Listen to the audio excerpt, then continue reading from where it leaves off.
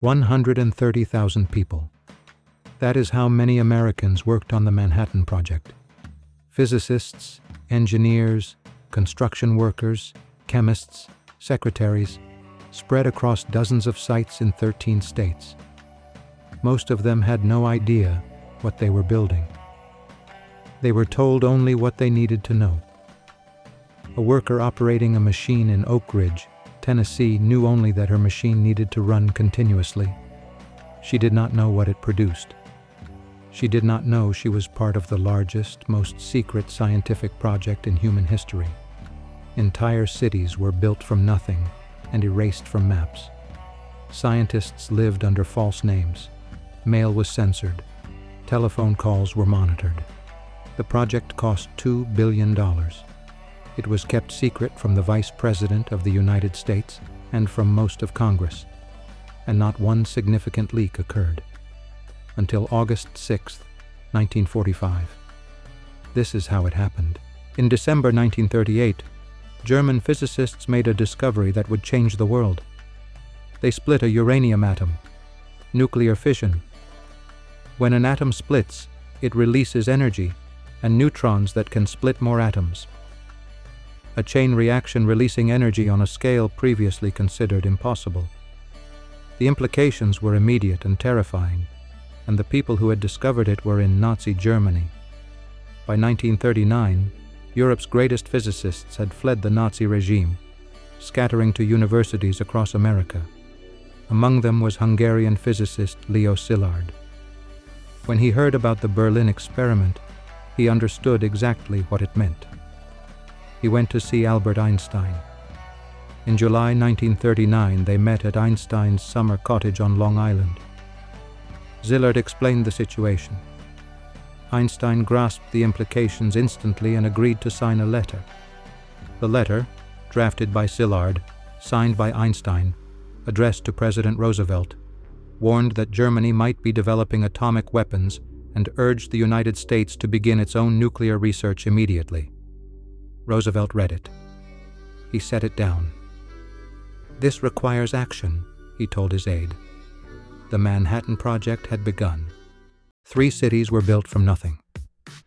All of them secret. None of them on any map. Oak Ridge, Tennessee. The government purchased 59,000 acres of farmland, displaced nearly 1,000 families, and within 2 years had built a city of 75,000 people. Its mission: uranium enrichment. The K-25 plant was, at the time, the largest building in the world under one roof. Workers operated equipment they didn't understand to produce material they couldn't identify. Hanford, Washington. On the banks of the Columbia River, 50,000 workers built nuclear reactors in the desert. Hanford's mission was plutonium production. The reactors ran around the clock, producing the material that would be used in the first atomic bomb ever tested. Los Alamos, New Mexico. If Oak Ridge and Hanford were the factories, Los Alamos was the laboratory. Built on a remote mesa in the mountains of New Mexico, it was home to the greatest concentration of scientific talent in history. Scientists lived under false names. Their official address was a post office box in Santa Fe, P.O. Box 1663. The man chosen to lead the scientific work at Los Alamos was J. Robert Oppenheimer, 40 years old. A theoretical physicist from Berkeley with no Nobel Prize and no administrative experience. General Leslie Groves chose him anyway. "He's a genius," Groves told skeptical colleagues, "and I can work with him." The roster of scientists at Los Alamos reads like a physics hall of fame. Niels Bohr arrived under the name Nicholas Baker. Enrico Fermi was listed as Henry Farmer. Richard Feynman, Hans Bethe, Edward Teller, future Nobel laureates, all living on a mesa in New Mexico under false identities. 2 bomb designs emerged. The gun-type design, simpler, firing one piece of uranium into another, became the bomb dropped on Hiroshima. The implosion design, conventional explosives compressing a sphere of plutonium to critical mass in microseconds, was far more complex. Dozens of explosive lenses had to detonate within microseconds of each other. This design required testing. 5:29 in the morning. July 16, 1945. The Jornada del Muerto Desert in New Mexico. In English, Journey of the Dead Man. A steel tower stood in the desert 100 feet tall. On top of it sat a device the scientists called the Gadget. At its core, a sphere of plutonium roughly the size of an orange. Observers lay in bunkers miles away, faces down, eyes covered. Oppenheimer stood at the control point, gripping a post for support. At 5:29 a.m., the Gadget detonated. A flash brighter than the sun, visible 250 miles away. Then the blast wave. Then the sound. Then the cloud, rising, spreading at the top into the shape that would define the nuclear age.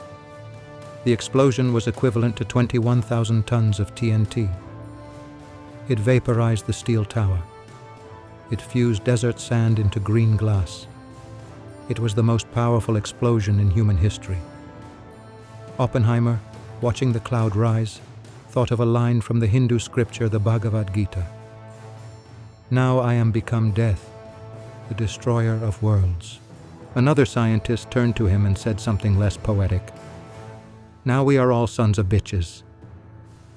The bomb worked. 3 weeks later it would be used. What you just watched happened 80 years ago, and the world has never been the same since. If you want to keep going deeper into the moments that actually changed history, subscribe to this channel.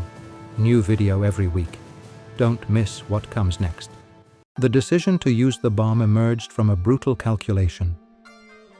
An invasion of the Japanese home islands, scheduled for November 1945, was estimated to cost between 250,000 and 1 million American casualties. Japanese casualties in the millions. President Truman, who had only learned of the Manhattan Project after Roosevelt's death, authorized the bomb as the alternative. August 6, 1945. 8:15 in the morning. The B-29 bomber Enola Gay released a single bomb over Hiroshima. It detonated 1,900 feet above the city center. Within a mile of the explosion, everything was vaporized. Within 3 miles, everything was destroyed. Between 70,000 and 80,000 people died instantly. By the end of 1945, the total death toll reached 140,000. Japan did not immediately surrender. 3 days later, a second bomb fell on Nagasaki. Between 40,000 and 80,000 more people died. On August 15th, Emperor Hirohito announced Japan's surrender. World War II was over. The scientists who built the bomb began immediately to reckon with what they had done. Leo Szilard, the man who had drafted Einstein's letter, circulated a petition in July 1945 before Hiroshima, urging the president not to use the bomb without first giving Japan the opportunity to surrender. It gathered 70 signatures from Manhattan Project scientists. It was classified. It never reached Truman. Oppenheimer spent the rest of his life arguing that the bomb should never be used again. His reward was a government investigation in 1954 that stripped him of his security clearance, declaring him a security risk. The man who had won the war for America was declared untrustworthy by the country he had served. He was vindicated, posthumously, in 2022. The moral debate has never been resolved. Those who defend the decision point to the lives saved by avoiding an invasion. Those who condemn it point to 200,000 civilians dead in 2 cities, the vast majority non-combatants, many of them children. Both arguments are serious. Neither has ever fully answered the other. The Manhattan Project ended the deadliest war in human history.